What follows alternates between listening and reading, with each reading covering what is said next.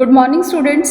In the last lecture, we had discussed the concept of that is nature and significance of business finance. That is, finance plays a most important role in the business organization. Now we are going to discuss what is the sources of finance on the basis of ownership. Sources of finance, as we all know, finance plays a very important role in the business. Now, what are the sources of finance? On the basis of ownership. For every enterprise, there are two sources of business finance, that is owner fund and borrows fund. Now, we are going to discuss what is the concept of owner fund. As the meaning of owner fund is clear for its name, that owner fund refers to fund contributed by owner. Obviously, that fund is contributed by owner is known as owner fund, as well as accumulated profit of the company. जो owner अपनी money invest कर रहा है plus जो company का accumulated profit है, this fund remains with the company and it has no liability to return this fund. किसी तरह की कोई लायबिलिटी नहीं है कि इस पे कंपनी को ऑन टाइम रिटर्न करना है या फिर इस पे रेगुलर इंटरेस्ट पे करना है. एज सच कोई लायबिलिटी नहीं है. Owner fund is the best source of finance for the company, क्योंकि कंपनी के ऊपर कोई रेगुलर बर्डन नहीं है इंटरेस्ट का. किसी मतलब कंपनी ऑनर फंड को अपने अकॉर्डिंग यूज कर सकती है. अब कंपनी के पास ऑनर फंड के सोर्सेज कौन कौन से होते हैं? इक्विटी शेयर होता है और दूसरा उनका अपना रिटेन्ड अर्निंग. रिटेन्ड अर्निंग को हम क्या कहते हैं? Accumulated profit. जो कंपनी ने प्रॉफिट एक्यूमुलेट किया हुआ है, that is known as owner fund. Is it clear? Now what is the features of owner fund? First है source of permanent capital. Owner fund is the best source of permanent capital, क्योंकि reason ये है कि honour fund के ऊपर company की किसी भी तरह की कोई लायबिलिटी नहीं है. Company owner fund that is retained earning या फिर इक्विटी शेयर है, इनसे कंपनी फिक्स एसेट्स को एक्वायर कर सकती है. ऑनर फंड को कंपनी पूरी मतलब अपने बिजनेस की लॉन्ग लाइफ में किसी भी पर्पस के लिए यूज कर सकती है, क्योंकि इस पे कंपनी को ऐसा नहीं है कि कंपनी को इंटरेस्ट देना है या कंपनी के ऊपर किसी तरह का रेगुलर बर्डन है. कंपनी का सबसे बेस्ट जो परमानेंट सोर्स ऑफ कैपिटल है वो यही है. इसके लिए कंपनी को किसी पे डिपेंड नहीं रहना है. कंपनी ऑनर फंड को अपने अकॉर्डिंग यूज कर सकती है. अब सेकंड फीचर जो आता है वो आता है प्रोविजन ऑफ रिस्क कैपिटल. अब ऑनर फंड को हम रिस्क कैपिटल क्यों कहते हैं? अब इसमें ये इसका फीचर है कि जो हमारा ऑनर फंड है वो थोड़ा सा रिस्की कैपिटल है, रिस्क कैपिटल है. रीजन ये है क्योंकि जो हमारे इक्विटी शेयर कैपिटल्स है, इक्विटी शेयर कैपिटल के साथ कंडीशन ये होती है कि अगर फर्म को लॉस होता है, इफ फर्म अकर्स लॉस, तो उस केस पे ऑनर फंड को किसी भी तरह का कोई इंटरेस्ट देना कंपल्शन नहीं है कि इनको इंटरेस्ट दिया जाएगा. ठीक है. कंपनी लॉस के केस में equity share cap holders company से किसी भी तरह के अमाउंट की डिमांड नहीं कर सकते हैं. लेकिन और अगर कभी कभी ऐसा होता है कि अगर ये लॉस कंपनी को कंटिन्यू रहा तो इनका जो प्रिंसिपल अमाउंट है, इवन कि वो प्रिंसिपल अमाउंट भी कंपनी पे करने की सिचुएशन में नहीं रहती है. क्योंकि जब भी कंपनी को थोड़ा सा भी फाइनेंशियल कंडीशन स्ट्रांग होगी तो कंपनी सबसे पहले जो अपने डिवेंचर होल्डर्स हैं, लोन है, उनकी पेमेंट करेगी. इनका इक्विटी शेयर होल्डर्स का कोई प्रेफरेंशियल राइट कंपनी में नहीं है. समझ में आया रिस्क कैपिटल क्यों कहा जाता है? अगर लॉस है तो किसी भी तरह का इंटरेस्ट नहीं पे किया जाएगा, और अगर ये लॉस हमारा कंटिन्यू रहता है तो कंपनी इनका प्रिंसिपल अमाउंट भी पे करने की सिचुएशन में नहीं रहती है. और दूसरी, जब कंपनी को प्रॉफिट अच्छे होते हैं, कंपनी की जो प्रॉफिट अर्निंग सिचुएशन है वो बेटर रहता है, तो इनको हाई इंटरेस्ट भी मिलता है. दैट मीन्स कि इनका जो रिटर्न है वो फ्लक्चुएट रहता है, वो ऐसा नहीं है कि फिक्स है और डेफिनेटली इनको मिलना ही है. तो ये डिपेंड करता है कंपनी के प्रॉफिट पे. That's why this is known as provision of risk capital. No security required.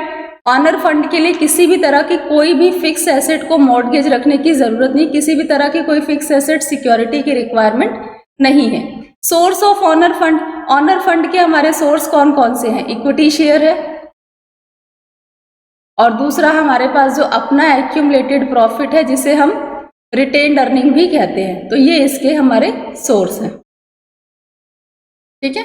तो ये हमारे सोर्सेज ऑफ ऑनर फंड है. Hope so this is clear to everyone. Owner fund क्या होता है? ऑनर का अपना कैपिटल होता है. Now borrowed fund. Borrowed fund refers to the borrowing of the firm. It includes all fund available by the way of loan on credit. अब इसमें हमारे public deposit, debentures, loan, trade credit, loan from commercial bank, ये सारी चीजें हमारी borrowed fund में आती है। और बोरोड फंड जो होता है, आपको पता है, ये नाम से क्लियर हो रहा है, जो बोरो किया है कंपनी ने, किसी से क्रेडिट पे लिया है। जब हम किसी से क्रेडिट पे मनी लेंगे तो ऑब्वियसली कंपनी के ऊपर रेगुलर इंटरेस्ट का बर्डन है, उसका प्रिंसिपल अमाउंट पे करना है तो ये हमारा बोरोड फंड है। अब हम बोरोड फंड के फीचर्स को डिस्कस करेंगे। What are the features of borrowed fund capital? सबसे पहला है fix time. Borrowed fund capital का जो टाइम पीरियड है वो फिक्स है। बोरोड फंड कैपिटल हमारा शॉर्ट टर्म के लिए भी हो सकता है, मीडियम के लिए भी हो सकता है और लॉन्ग टर्म के लिए भी हो सकता है। तो डिपेंड करता है कि किस तरह का ले रहे हैं। शॉर्ट पीरियड, जो शॉर्ट टर्म पीरियड होता है वो विद इन 1 ईयर होता है, मीडियम मोर देन 1 ईयर, और लॉन्ग टर्म तो हमारा 10 ईयर 15 ईयर। तो ये टाइम पीरियड के ऊपर डिपेंड करता है। Second is security. अभी हमने ऑनर फंड में पढ़ा था कि किसी भी तरह की कोई भी सिक्योरिटी की रिक्वायरमेंट नहीं है, लेकिन बोरोड कैपिटल के केस में कंपनी को अपनी किसी भी एसेट को वो एज ए सिक्योरिटी रखना पड़ता है, क्योंकि जितने भी कमर्शियल बैंक है, बैंक एसेट को एज ए सिक्योरिटी रखते हैं। डिफरेंट टाइप्स के जो फाइनेंशियल इंस्टीट्यूशन है, जब भी ये लोन देते हैं तो ये सिक्योरिटीज को अपने अकॉर्डिंग रखते हैं। बिना सिक्योरिटी के ये कंपनी को लोन प्रोवाइड नहीं कराते हैं। Third is regular payment of interest. Obviously जो बोरोड फंड कैपिटल है, कंपनी को इस पे क्या करना है? Regular payment, interest on time पे करना है, जो भी उनका टाइम पीरियड है। और दूसरी चीज कि जो प्रिंसिपल अमाउंट है वो भी फिक्स्ड, जो टाइम पीरियड है उसके बाद प्रिंसिपल अमाउंट भी पे करना है। दैट मीन्स कि जो बोरोड फंड कैपिटल है उसका इंटरेस्ट और जो प्रिंसिपल अमाउंट है वो कंपनी की लीगल लायबिलिटी है, कंपनी को उसको ऑन टाइम पे करना है।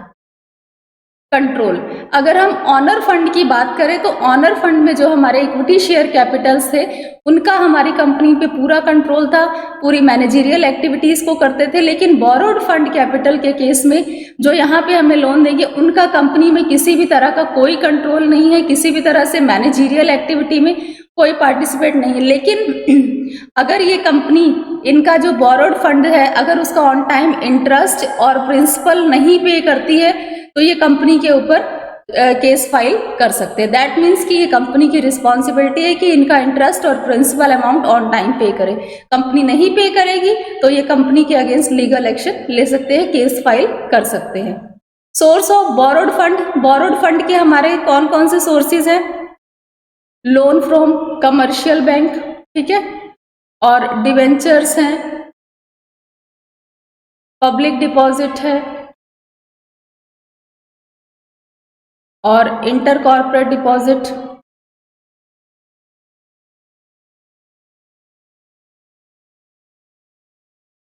ट्रेड क्रेडिट, ये हमारे सोर्सेज ऑफ बोरोड फंड है।